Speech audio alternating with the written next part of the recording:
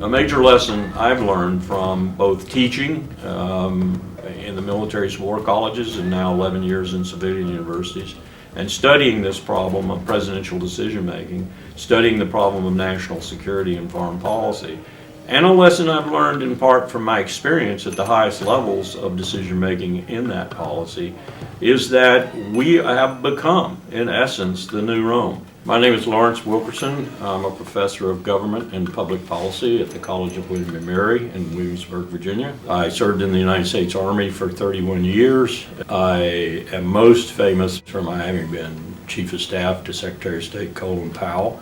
I think Commander-in-Chief has become, especially since the end of the Cold War, far too pronounced and far too emphasized. We have used the war instrument as the principal instrument of national policy now for some time.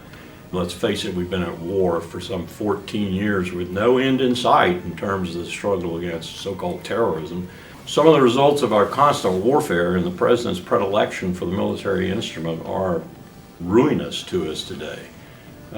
Trillions of dollars have been spent. We are also destroying our reputation in the world with things like the Patriot Act, things like torture, enhanced interrogation techniques, things like drone strikes across the borders of countries with whom we're not at war, violating international law.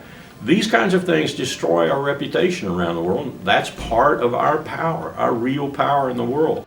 When powers get imperial the way we are now, and the military instrument becomes, as it was with Rome in old, the principal instrument of their policy, other powers in the world get angry. And they don't necessarily get angry in our face. What they do is they get even. And what I mean by that is they balance amongst themselves to balance the hegemon, to eventually bring down the hegemon.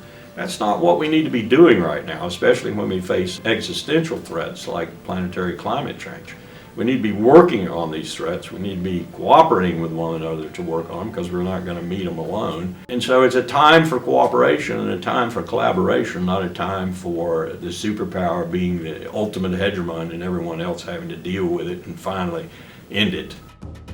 We need to manage the movement from an imperial power to a peer power, and we need leadership to do that. Of the crop of candidates that we're looking at now on both sides of the political aisle, the only one who seems to understand intuitively and intellectually the crisis that this country confronts, at least to a degree, is Bernie Sanders. I don't think Mrs. Clinton sees anything but status quo, maintaining the status quo, maybe a little incremental improvement here, there, and so forth. Basically, we're going to see more of the same with Mrs. Clinton. I don't know where Donald Trump is coming from, but he scares me. He has no experience at the national level at all. Talking about taking business skills into this job is kind of like talking about taking intellectual skills into ironmongering.